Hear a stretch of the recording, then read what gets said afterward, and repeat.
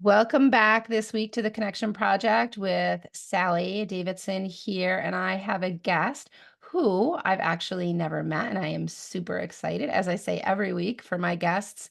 And yeah, today I have Danielle LaRose. She is a sociologist, body confidence and wellness strategist, and your hype girl on a mission to live in a world where no woman ever looks in the mirror and dislikes who she sees.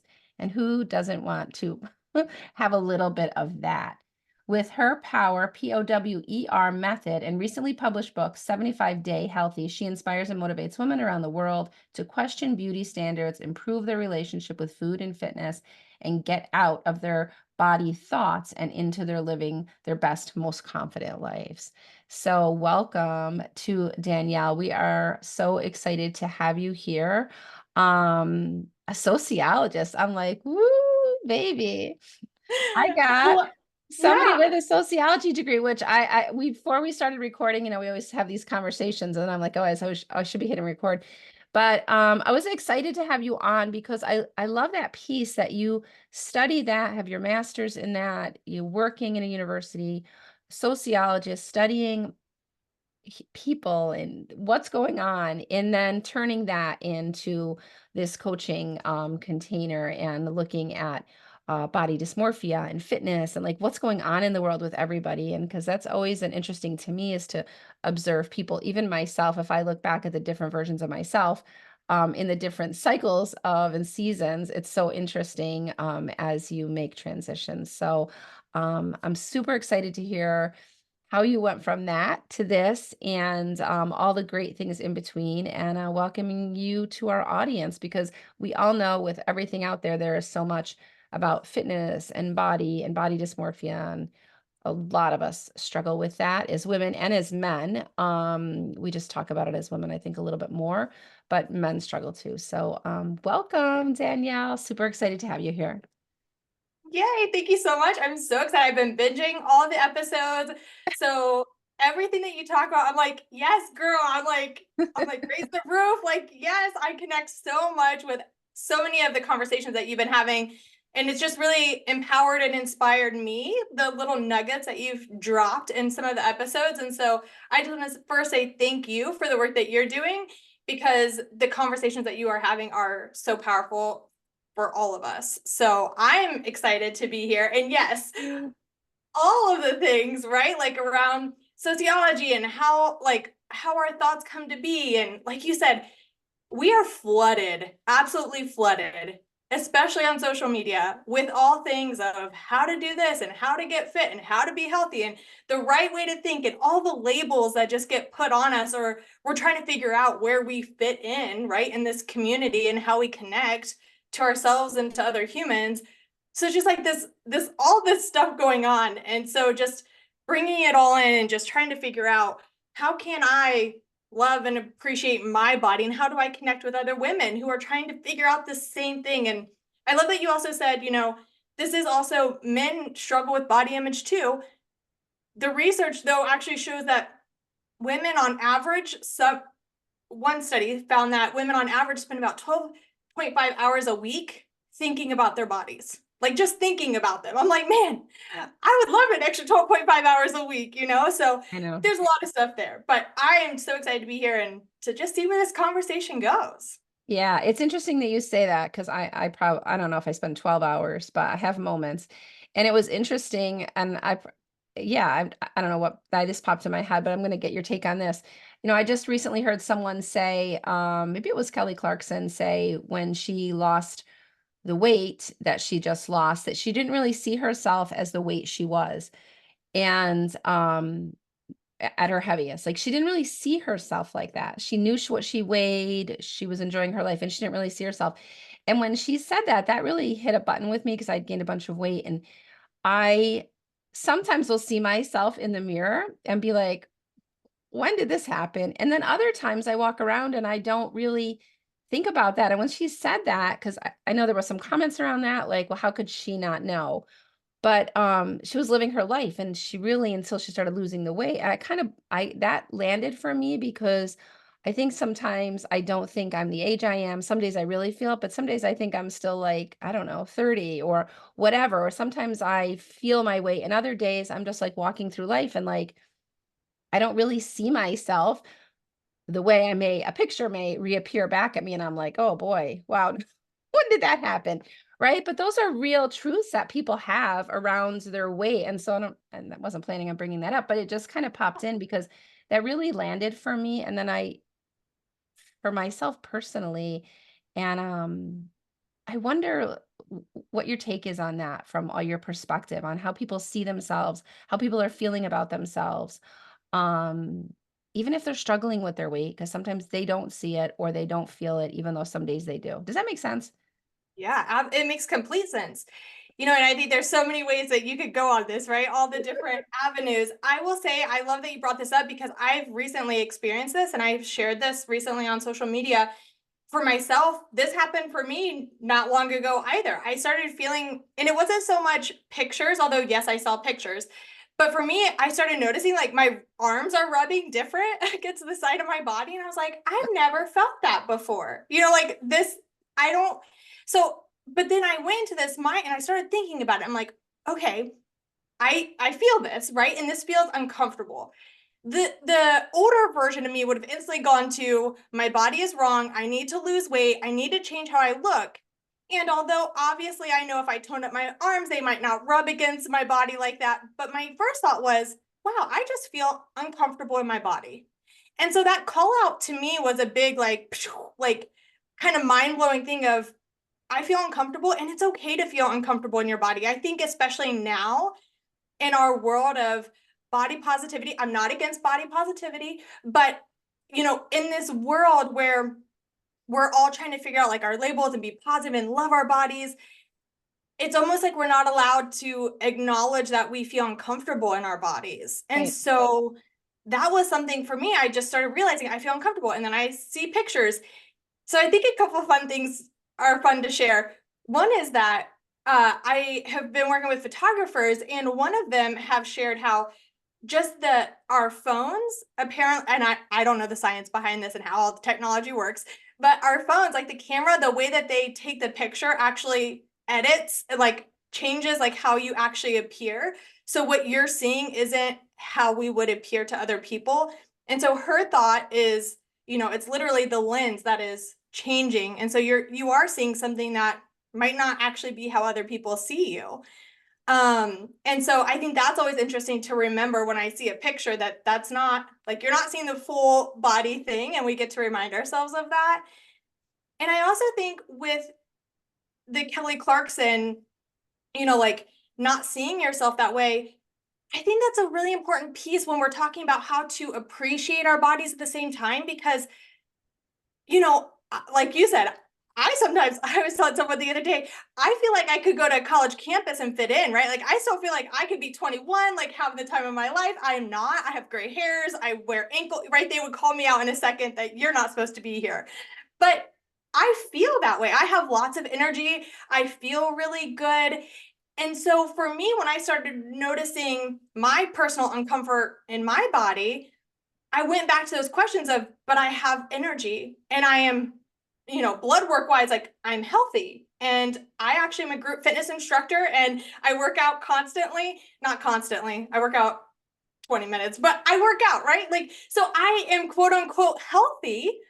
And so if my body looks different though, is that a problem?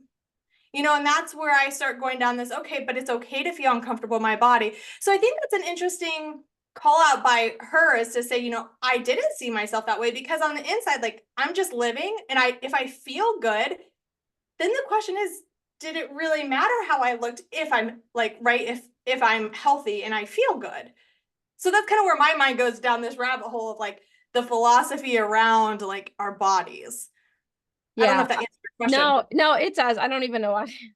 It just popped in as a download because it landed so strongly with me because I do think, right? Some people I was getting on a plane, a small plane in Costa Rica, I think last year on a retreat, and this girl got in the plane, and I'm worried about how, I'm going through this whole thing of how I'm going to look in the bathing suit and how I'm going to look, and oh boy. this girl got on the plane. She was, I don't want to say anything that's going to offend anybody, but she was a larger girl. She was so confident in her body. I was like, "Oh my god, I need some of that." Like, she Yeah. just got on that plane, she got in her seat, she had her shorts and her shirt on, where some people might have been like, "That's too much." But I just think she was like a loud and proud kinda girl, Yeah. and I was thinking when I looked at her, I was like, "God, I wish that I had, half of that what she has right now and bottle that," because she just to me seemed completely okay in her body. Yeah. No And matter isn't the that size, right? And so there is the stuff about health, right? I'm a nurse. There is the stuff about health. There is the stuff for me. I've recently lost some weight, but I was starting to feel like I saw the pictures on vacation, my last vacation, but I also had this moment where my legs kind of rub. I was like, what is happening? Right. So in my body, I was starting to feel like not good. And some of it was the pictures and the perception of where I am. And I've been trying and trying. And then all of a sudden there was a click when I got back, like, okay, I got to do something. But there were physical things in my body that I was just like, yeah, I can't go into this last transition of my life feeling like this. But it yeah. it was interesting when I heard her say that, because yes, it's like I didn't talk to her personally, but when I heard her in this interview, when someone was asking her about it, and I have experienced that where sometimes you really feel it and sometimes you're just living your life, and I feel like I'm not gonna be 60, next year, and I haven't gained weight, like, I feel like I'm just living my life like I was 20 years ago or 10 years ago, and then other days I feel like, "Oh, yeah, I am gonna be 60 next year." But it really is Yeah. a feeling in my body more than the perception. The perception just add the noise, that Yes. noise on the outside adds to it, and now with social media, um I just think, like, people it's really how hard is it for people now, for women now on social media because it's not it used to be just a magazine, right? Somebody bought the Right. magazine or it was on TV, but now it's, like, everywhere, everywhere. Yeah. Yeah, It's and there's a lot of research coming out too of how now because we all so often use our own filters, right? Even if you're just making a fun filter, when you post a story on Instagram, that we have a hard time again seeing how we actually really look because so often we see ourselves with these filters. And so it's not just other people now, it's also we're seeing ourselves. So then when we look at ourselves in the mirror and we're like, wait a second, that's not my skin looked way smoother in that story. Like, of course it did. I was using a filter, right, so right, and there's all those. some of the filters are right in. I mean, yeah, I've been experienced the same thing if you listen to my podcast about my gray hair because 'cause I'm letting my hair go gray, and that is not like it's so more accepted than it was, but it's still people are like, they get nervous about it. Yeah. They're like, "Girl, you are so brave." And I'm like, "Brave is like saving someone off a train track when the train is coming. Brave is But think not of going great." yeah. But that mean and then they're like, "You look amazing." But I'm like, "Okay." I'm not really sure what they're thinking, but they're like, "No way am I ready for that," which is fine. But, yeah, that has been a whole weight is one thing, and then, allowing ourselves to, like, go Yeah. natural, Yeah. is a whole Think 'nother thing. Yeah, like think about the fact that people say that it's brave to embrace how you naturally look. Like that just tells us a lot about, right, society and the expectation of what is supposed to be really important to us, especially as women, right? And so I love that you're growing your gray out. I am getting lots of grays, they're hidden in, and I right now, and it could change, but I am choosing not to color them. Really honestly, just because I don't feel takes a lot of time and energy, and I Does. just don't feel like it. It does. But It does. that is the mindset, right? Of like being confident in ourselves and in our bodies and like embracing ourselves. So that is brave to majority, they say like 70 to 85% of women won't even do like life activities because they're so self-conscious. And so the fact that you're willing to allow your hair to go gray, which is woo crazy in our world, it's like that is bravery to a lot of people because they don't have the confidence and wouldn't be able and willing to do that. Yeah. Yeah. And it's hard. It's not easy. Yeah. It's like you go through transitionary periods. But I see these other women that have gone gray and they look amazing. And they're they're 30 and 40 and 50 and they're just allowing their hair to go. And yeah, I saw one last woman that I met and I was like, okay, that's it. Yeah. I said to her, she probably thought I was like a stalker. I'm like, your hair is gorgeous. She had the most beautiful, thick, Mhm. whitish gray hair. And I don't think she was maybe 40, 45. Mm. But like for some of us, we started going gray very early. Started going gray early in my 20s. I started with gray hairs. And so then it's just been it's the dying and it's like toxic and not healthy. And so yeah. Yeah. But yeah, it's societally, it is looked at a little bit differently and people are a little more open, but there's still a lot of people that are like, no way. My 89-year-old mother-in-law, she was like, what are you doing? I'm like, I'm letting my hair go gray. She's like, why? Because in her mind and in her, she is like, she is still dyeing her hair and she Yeah. looks amazing, but I'm just like over it. So anyway, we got sidetracked there, I but yeah. love it. No, it's great. So tell me a little bit about so you have your master's in sociology and Yep. now you are a wellness coach, motivating women around their fitness and taking their power back. So tell me how that transition happens. Well, I don't really know how it happened. And I actually think you all were talking about it on a podcast recent, one of your episodes recently. But just about like letting things happen, right? And knowing that this might be the right choice now and things could change, right? Like you're allowed to, yes, it was one of your podcast episode interviews, but right, like you're allowed to change your mind later. And so for me, I got my degree, I started teaching at the college and I loved that. Absolutely loved it. Because I've always been obsessed with understanding society and being open-minded to understanding why certain groups of people do certain things, why they say things, why they wear things, right? And so I just had this obsession with wanting to just understand this. And then I got to college and I went to grad school, and one of the professors said, "Why sociology?" Trust me, my parents asked me the same thing. Like, what is sociology? Are you going to make any money with that? And I was like, probably not. It's fine, but I'm going to change the world. And so, but in this class, they went around, he asked, why sociology? And I said, because I believe I live in a society that I know nothing about. Like I'm literally just going every single day doing things just because that's what we do. And I've never stopped to really question it. And so I'll never forget, I was sitting in one of my grad classes, and we were talking about marketing and beauty and inequality. And we watched a documentary. It's called Killing Us Softly. It's very old, but if anyone wants to go watch it, it's wonderful. And this woman talks about the differences in, I know it's old school, but magazines and commercials and where that used to be, right? Like you mentioned, that's where we used to see Mhm. what beauty was. And so in this class, we're watching this, and I just remember it ended, and all of us women just kind of looked, we're like 21, 25, and we just look at each other like, what just happened? Like, this is why I am struggling with my body. This is why I buy the products that I buy. This is why I have these negative thoughts about myself. So this documentary shows, right, how women's bodies are used as objects to sell certain products, or right in the positioning, how men are always like taller than the women, or unless it goes to race and all these things.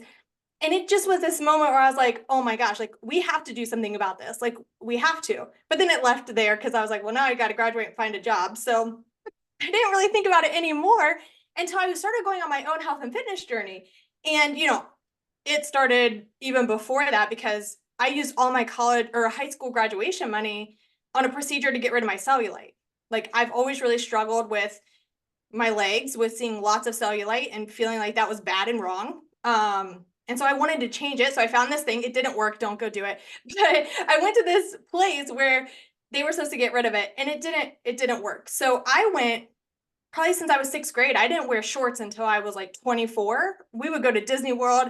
It'd be 100 degrees, and I would still be wearing pants because I was so insecure about that part of my body. And so I've always tried different diets because was told, you lose weight, your cellulite will go away, which yes and no. But I did all these things when I was younger. I would eat one meal a day. I would drop 1,200 calories a day, right? All the things that I was told would help me lose weight. So then when I got older and I got out of school and I started this journey again, I found myself back in that same place. I was doing workouts, I was following meal plans, and I was losing weight. I mean, at one point, I almost had a 6-pack. Like I was pretty ripped. I was the smallest I had ever been, and I did feel healthy. Like all my numbers were great. Like I had energy. I was confident. Like everything was great. But the difference was that I did it very dramatically, and I realized I'm skipping out on family events. I'm not going to girls' nights. I'm not doing these things because I was like, what am I going to be able to eat? I have to do my workout. I have to do this. So I got really dramatic around health and fitness. And so then I was like, okay, I have to stop right here. I know too much about how society works. I know too much about beauty standards. I know too much about all this. I became a personal trainer, nutrition coach, all the things. So I said, I'm going to go on a new journey, and I'm going to make fitness fun, and I'm going to make food simple, and I'm going to do it with a body positive, neutral mindset. And so then I went on this whole journey of how can we approach health and wellness, right? Even if someone wants to lose weight, that's fine. But how can we do it in a way to where we're appreciating our bodies as we do it rather than tearing them apart and being upset at our body? Because we know that 95% of people who lose weight on a diet gain it back because we're not doing it in a lifestyle way. And most of the time, especially women, we're upset with our bodies, we're angry at our bodies, so we're punishing them with food, we're punishing them with workouts. And so I just went on this journey of myself of, okay, I'm going to figure this out, and I'm going to do it with a body confidence mindset. And then I just started sharing that with women, right? Like for the whole time doing health and fitness coaching, I was approaching it in that way because I always felt that way in my soul for other people that, we are going to love and appreciate our bodies doing it this way. So I always did that. And so I did that for about 10 years. And it was just in the past couple of years where I really switched to say, yes, I will help you with your fitness. Yes, I will help you with your food. But we're going to talk more about your body image, because if I help you lose weight, but you haven't shifted how you feel about your body, you will never appreciate your body. And you're always going to be the same mindset, because that's what happened to me is I was smaller, but I still saw the cellulite and got frustrated. I still felt like I could have gotten smaller or more ripped or more this or more that, because I didn't figure out till later how to actually appreciate my body and be confident in my body, regardless of the size or the shape that it was.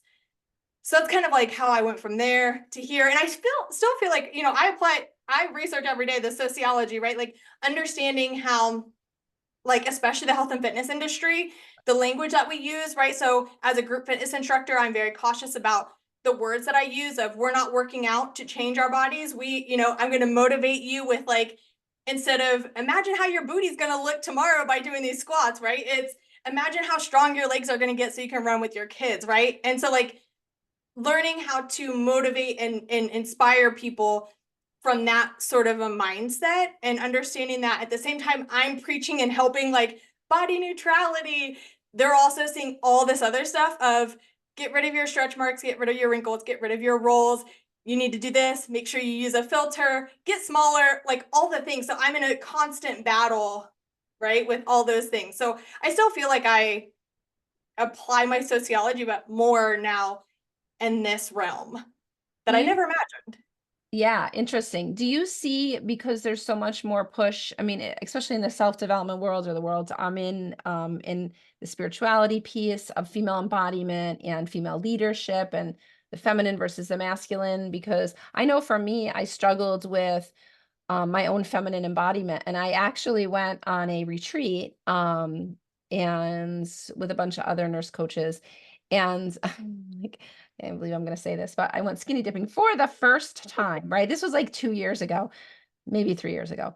And I don't even know how that like came to be. We were at this pretty remote place. And I have noticed since I've been doing a lot of this self-development, my feminine embodiment piece was really like closed off. Like that was not taught to me to like love myself for the feminine pieces of myself. So I felt like my creativity would get a little stunted with that. And I definitely led from a very masculine type, right? I was very masculine in my leadership style when I was working in the hospital. Um, and a lot of that was based off my trauma. But so my feminine stuff was hard for me. So even like whether I was 120 pounds or, 160 pounds, I wasn't loving my body anyway. So I could lose the weight, but I would still see like the issues Yeah. also. Yeah. And so all of this, the day that we did this, I brought this skinny dipping up because the day that we did this, there were women of all sizes, all ages, all sizes, right? And I was like, there's no way I'm doing that. But I did.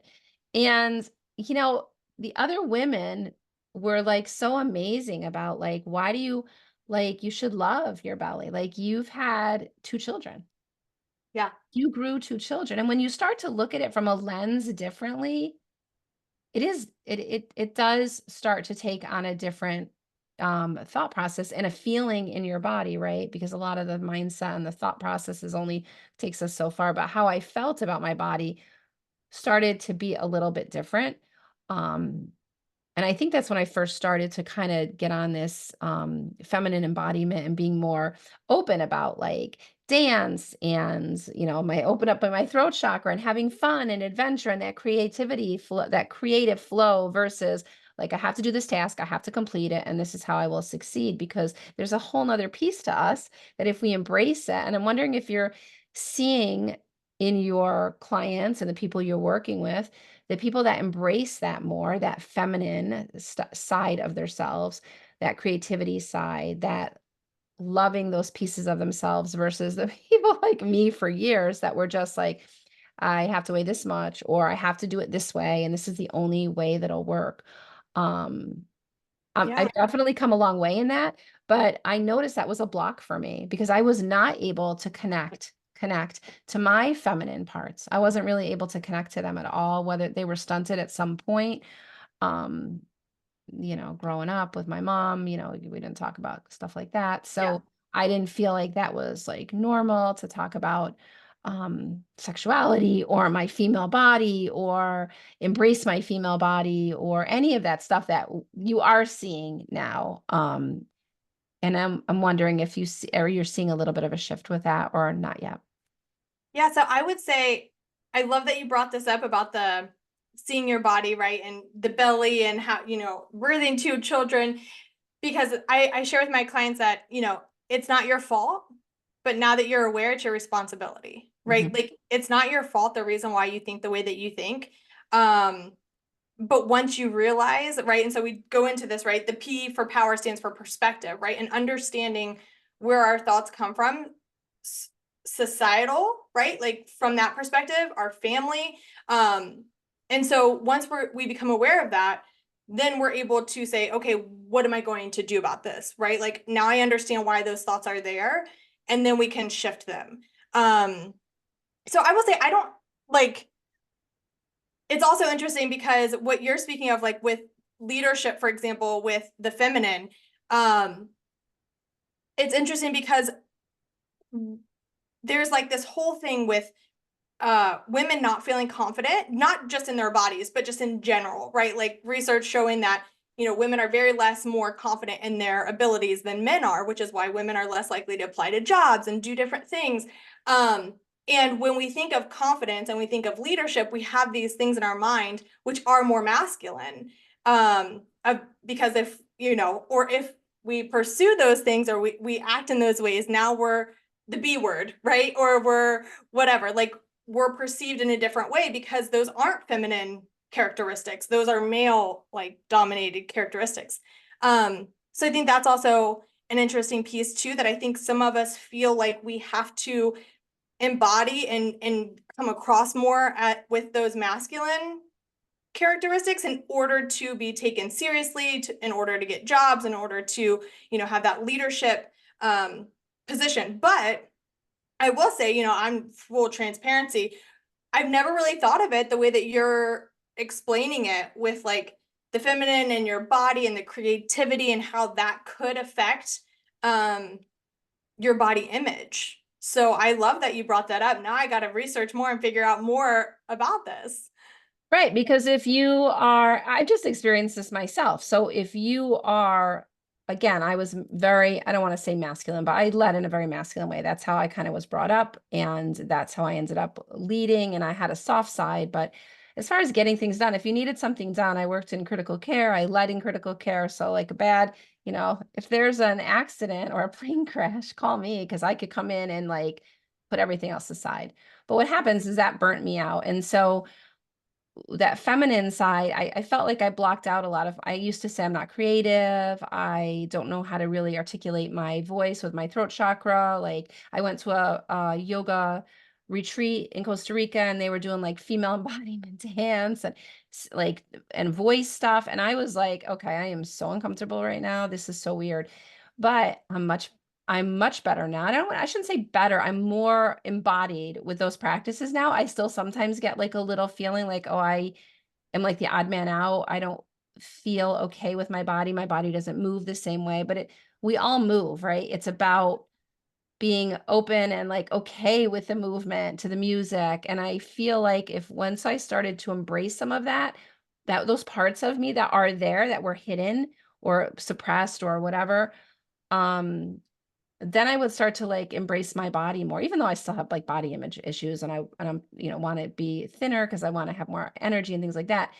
But I did feel a difference about that even that day when these girls and women were saying like, not just to me, but like you birthed two babies in there. Like that belly is like you, your body is in a different stage of life and that's okay. And yes, some people in my stage of life don't look like me, but that's also okay. And so just finding, because I see that there's so much more that I'm coming across about the feminine versus the masculine, and even in the leadership styles that the creative flow, it doesn't have to be so hard. So the same for our doing things like this with coaching around weight and fitness and empowerment. Like it doesn't always have to be like that creative flow can really create us to feel a different way and see things a different way in a way that we may have not seen it before. Yeah, and I think that's probably maybe some of the difference too with the type of coaching that I do versus like traditional, health and fitness, right? Where it's eat Yeah. this, do this workout, done. Yeah. Yeah, You know, absolutely. and people get on a call with me and I'm like, okay, tell me more about how you felt before you did your workout or after your workout or when you were considering eating, like what was your thought, right? And so we're going into this to understand why, right? Like all those things. And it is more about flow, right? And it is more about Yeah. paying attention to our bodies and what we've ignored. And again, this is probably that feminine, right? We've ignored for so long, like how our bodies feel that we don't even like stop to think, right? How I was sharing before, like, oh, I feel uncomfortable in my body, right? When do we take a second to be like, wow, that food actually didn't feel that great in my stomach. So maybe next time I should pair it with something else, or maybe I cut that, because it Right. doesn't feel right, and so I think we've disconnected so much from our own body that we're just like, what should I eat and what workout do I do? Instead of saying, well, what does my body, because what my body needs is different than what your body needs, right? Right. And I'm preaching to the choir because you're in the health field, but like, everybody's body is different. We all have different needs. We all have a different life. And so we're all trying to, follow this regimen of what to eat, what workout to do, when in actuality, we need to just tune into what do I need and what does my body need? And I also wanted to piggyback real quick because you mentioned, other women saying like, oh, but your body, your belly did this and that's so amazing. And I think those types of things, when we can do that for other people, really helps shift the mindset. And also we get to be patient and graceful with ourselves because there is this big push now of self-love, love your body no matter what, and all these things. And it's probably because of where I'm at, that's all I see. But I am seeing a lot of that. And so I get a lot of clients that come to me and say, what's wrong with me now? Because shouldn't I be able to love my body? Like, why can't I fully love my body in exactly the way that it looks regardless, right? And we've spent 30, 40, 50 years of our lives being told that our bodies are wrong. And so we get to give ourselves grace that this might take some time until we really get to that point, Yeah. you know? Yeah, And there's a lot of reprogramming that has to happen before you go from, this point to that point. And I'm gonna go back to something you said about me being in the healthcare, but I was like this so disconnected from my body. And I don't want to speak for nurses or doctors or people in the healthcare, but my guess is, I don't know the statistics, but most of them are disconnected from their bodies. So what you do is you take a pill, you have a surgery. My gallbladder was bad, so I had it out. I was busy. I just needed to have the surgery, have it out. Now I'm missing a ton of organs. And now I have this different approach of looking at things, and I'm like I'm a nurse. Like literally, I've had those moments, and then I try not to shame myself about it because I only knew what I knew, and we're not really teaching these types of things. We're not teaching about how you feel in your body. We're not teaching about trauma. We're not teaching about the things that have happened to you. We're not teaching about those types of things in healthcare. It's like a quick turnover, like take a medication. And I'm not bashing Western medicine. It has served me, it has fed me. I loved being a nurse. We're a family of healthcare providers in my house. And so it serves me wonderfully. But I do have a different perspective. But it takes years to change that rewiring in your brain because we were not taught like how do you feel in your body. And yeah, back to the skinny dipping, but when I on the dock I was like this is insane. Like, so I was thinking I can't believe first I haven't skinny dipped. People are like, are you, and you've never skinny dipped? But I've probably never felt comfortable enough for that in my body. And then I was in the water, and I do remember going back to like, this feels amazing. Like yeah. in my body, in the water, I felt amazing. And I was like, how have I not done this before? Because it Mhm. was really freeing. And so that moment just brought me back there when you said about that, because it was an important distinction for me, like the worry of what people were thinking or my uncomfortableness and all this stuff. Um, and then when I actually got in the water, it felt so freeing in my body, and I felt good. Like I felt really good. I remember that. And that is a memory that will stay with me because it felt good. And we're so used to all those negative memories that always are coming up and haunting us and chirping at us, right? So I was just kind of wondering like what you're seeing with that, because I think there is a lot of new stuff out there, but we have all this old stuff. I literally was just watching something today. It was an interview with Brooke Shields when she was so young, and all these men interviewing her. Yeah. And it was really so icky and so awful when we look back at that. But that was what was accepted at that point. She was like, I don't even know, like 11, 12, 13, being interviewed, and the inappropriate stuff people were saying to her around her body. And I've just watched something recently about Justin Bieber. When he was coming up through that, it was the opposite. It's not just the men. It was like it was men and women with him. And we as a society have been like, oh, it's okay, it's funny. And when you look back at it and you have a different lens and a different perspective, it is not so funny. And No. then we wonder why we have these thoughts in our head about our body images or how we're supposed to show up in the world or what's acceptable. And so, um, yeah, I just happened to see those. And so that just Yeah. really resonates with what you're doing with your work, as far as like, it's not going to happen overnight. Like these things are so ingrained in people, in a lot of us, maybe not to that level, but on other levels, a lot of us have experienced stuff around how we look. Well, and that's what I kind of compare it to dating, right? Like when you first start dating someone, you try to impress each other, right? You spend time together, you buy each other gifts, you go out on dates, you do all these things to figure out, do I even like this person? Like, you don't meet most people don't meet someone and like the day of they're like, I love you so much, we're getting married tomorrow and this is the end, right? It takes time. You meet, you date, you spend time, you get to know them, you really know their values and their priorities and all the things that make them them, and then you decide, okay, I like you, and then I'm going to keep liking you, and then eventually I might love you, and then if I love you, then I'll decide if we're going to make it forever. But I think of our bodies the same way. Like I get to treat my body and my mind as a new relationship, that I get to spend time with her. I get to ask her, what is really important to you? You know, it's, it has nothing to do with body, but I think it's really important when I go on this journey with women, it is more of what's actually important to you. Because I always ask them, list your top 3 priorities right now in your life. And I have yet to see one of them that says have the perfect body. But that's the thing that they think about 24/7, and they're stressing about, and they're worrying about, and they want to change. And that's what they're giving all their energy to. And I'm like, well, these are your priorities. So why don't we shift a little bit? Let's focus on your priorities, right? So my mission, actually, my whole life and my business, everything is, I don't want you to be body positive. I don't want you to think about your body at all.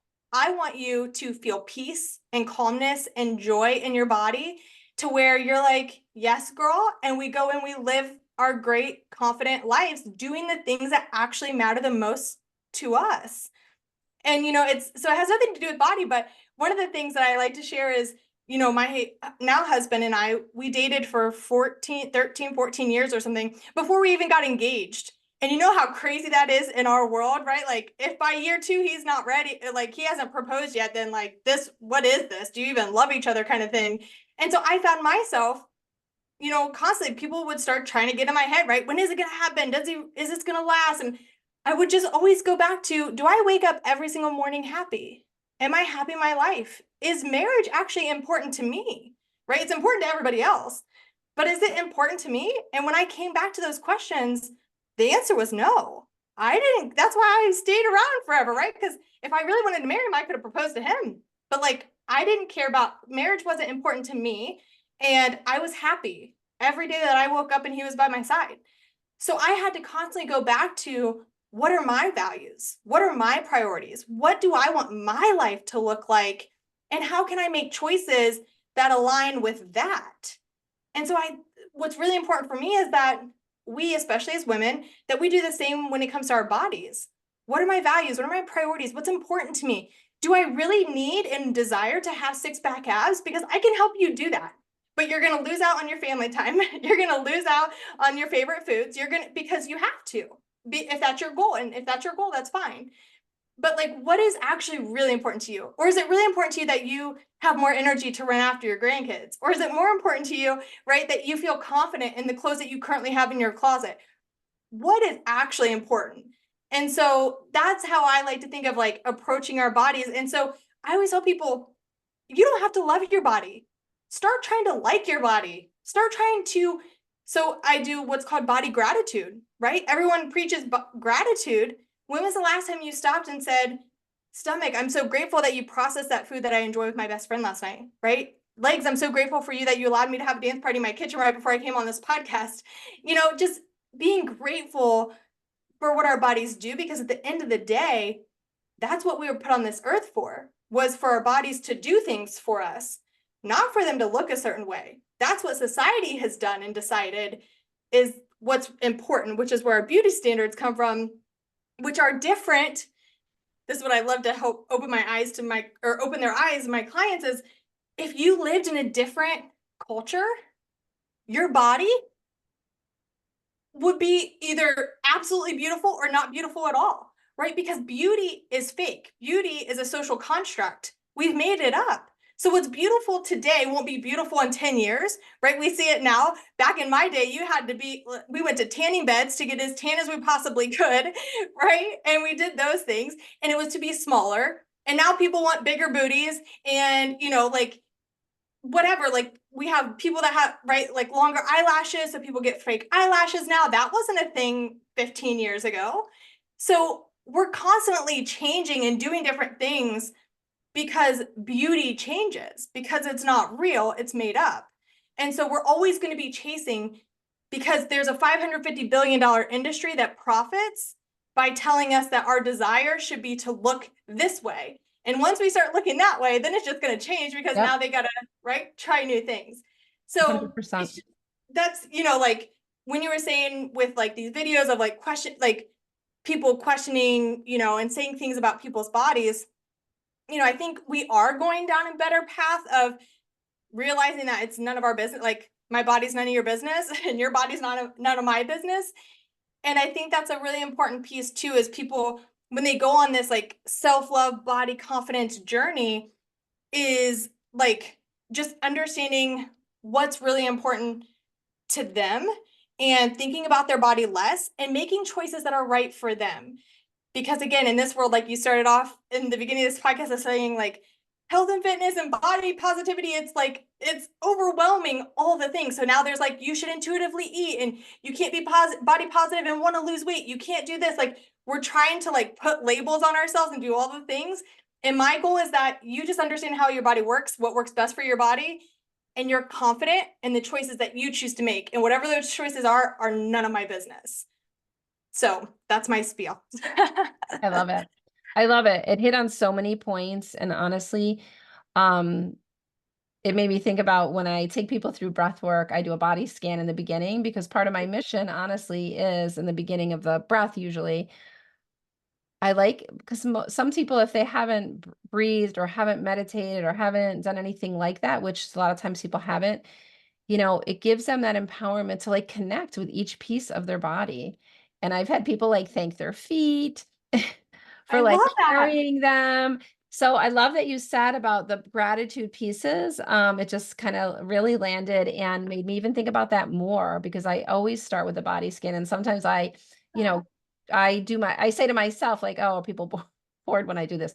But there's a piece of it that I do for a reason, is because I just think we need to connect, slowly with each part of our body, for more awareness. Like our eyes, our mouth, our Yeah. feet, our organs. I mean, they're all allowing us to move through the day.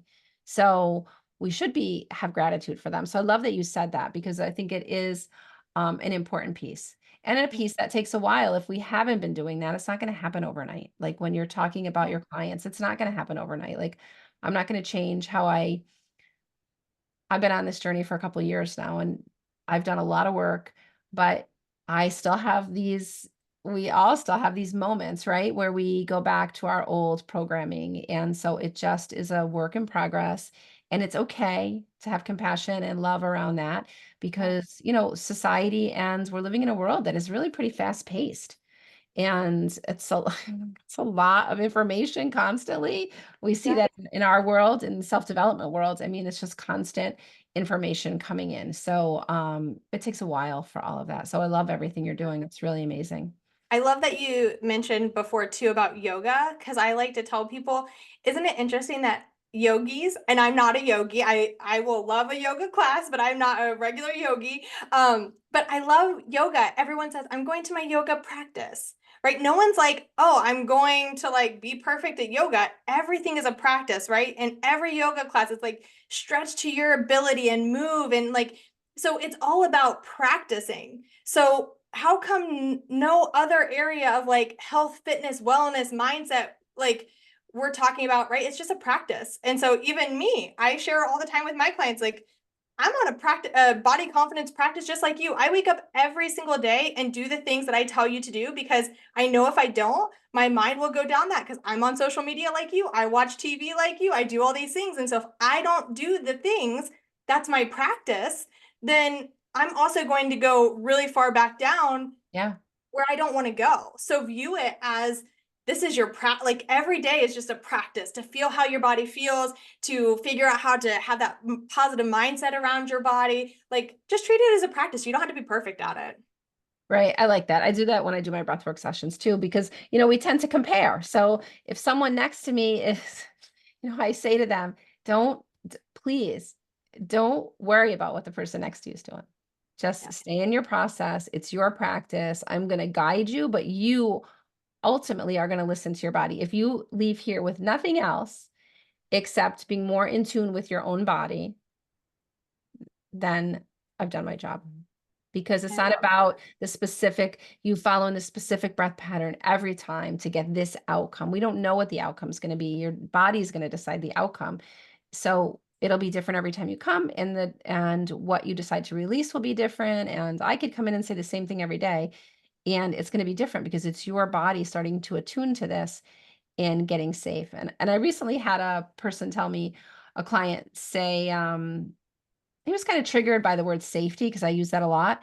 And it's really not about him being safe logically. It was more about them being safe on a subconscious level so that their body can release and start to, make space to rewire.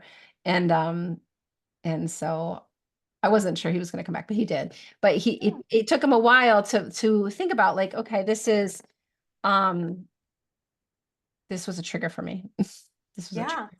The safety piece, because we really want to give people permission. It sounds like that's what you're doing. You're giving women permission to like be okay with their body, to be okay, because we're not a society that really gives ourselves permission, or, I'll do something for you, but I necessarily won't do it for myself.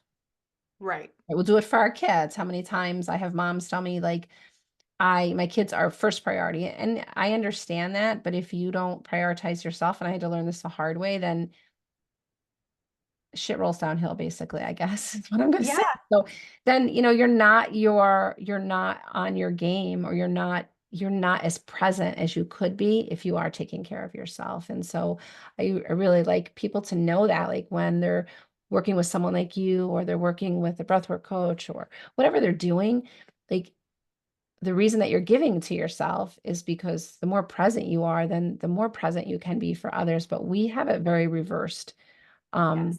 in this world, in the world of, even for me, in service, right? I love to be in service, but if I'm not in service to myself, I'm really not great in service to others. And so it sounds like you're doing a lot of that with your clients.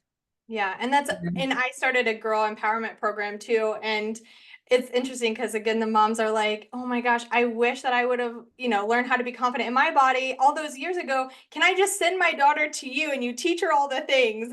And then like, because I want her to be more confident because that's where moms come from, right? Like I Right. want my kids to be more successful, more confident than I ever imagined for myself. And, of course, I'm like, well, yeah, I'd love to hang out with your daughter and I would love to teach her like all the things.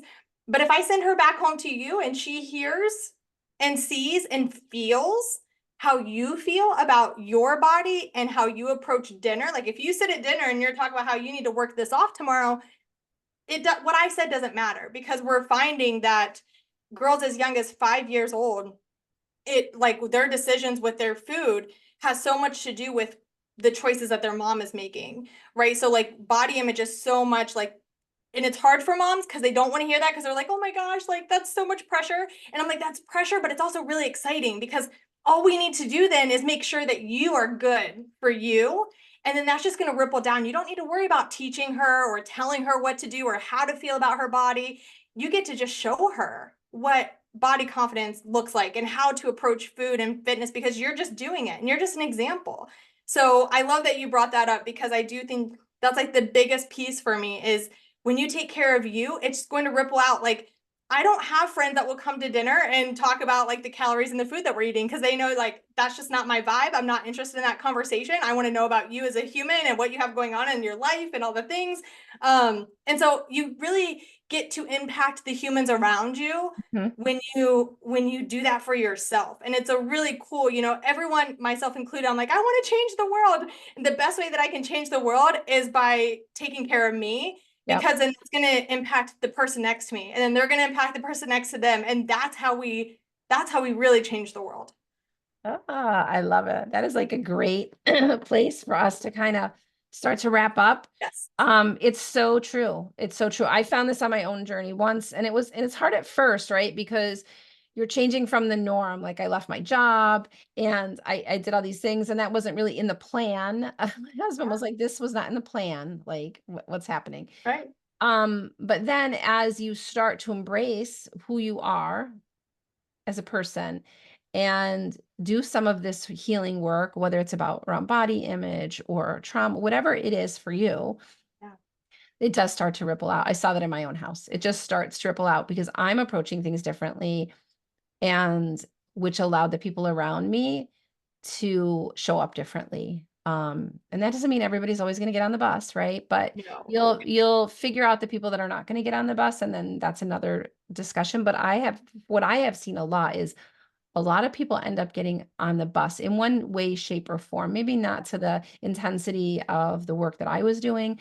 And that's okay. And then I was able to accept that more because I don't have to control the show, right? I don't have to be the ringleader. of my house. Like everybody doesn't have to do what I'm doing now, right? They can just do what feels good for them. And the more that they feel comfortable and safe making these little changes, and that sounds like what you're doing, which is amazing, amazing work and is so needed.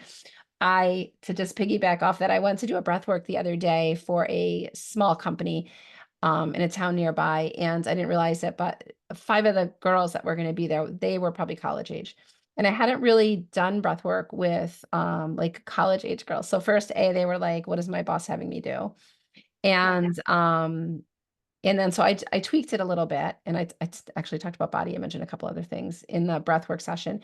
But I was just thinking when I left there, I'm like, because a couple of them shared after, even though I know that they were nervous about like, what is this breath work and going on this journey. And um, but how impactful to be reaching like the mothers and then the daughters, and starting to change what's going on in their history, in their karma, in their generational trauma that's been going on from, we imprint it. Like I imprinted stuff on my kids because I didn't know any different. So it's beautiful what you're doing. So I'm super Yes. excited for this conversation that we had this conversation today.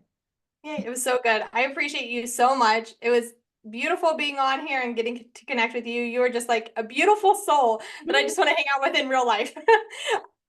Can you share with our listeners anything that you have going on that you want to share? I know you've written a book, which is so exciting on my agenda for someday. But yeah, share what you have going on in your world. We're also going to share all Danielle's stuff in the show's notes, so it'll all be there for you to access. Check her out. But is there anything that you want to just share with our audience right now?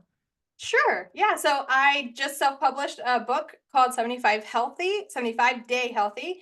It's a spin-off of the 75 Day Hard because I had so many women coming to me and saying, "What's wrong with me? I tried 75 Day Hard and I can't stick with it." And I'm like, "No wonder you can't stick with it. It's hard. It's crazy. It's not meant for most people's lifestyles." So I created 75 Day Healthy, which is a daily guide. I almost think of it like, a daily devotional. So there's a couple like daily worksheets that you can fill out to really figure out how you feel confidently, what's going to make you feel confident for the day, a message, a motivation, and a motivational quote of the day to kind of like live your life based on that day. So it's all surrounding body confidence and making simple habits consistently over 75 days. So it's really for the person who wants to just get started and you don't want 6-pack abs. You want to just figure out, how can I just eat more veggies? How can I just drink a little bit more water? How can I move my body more?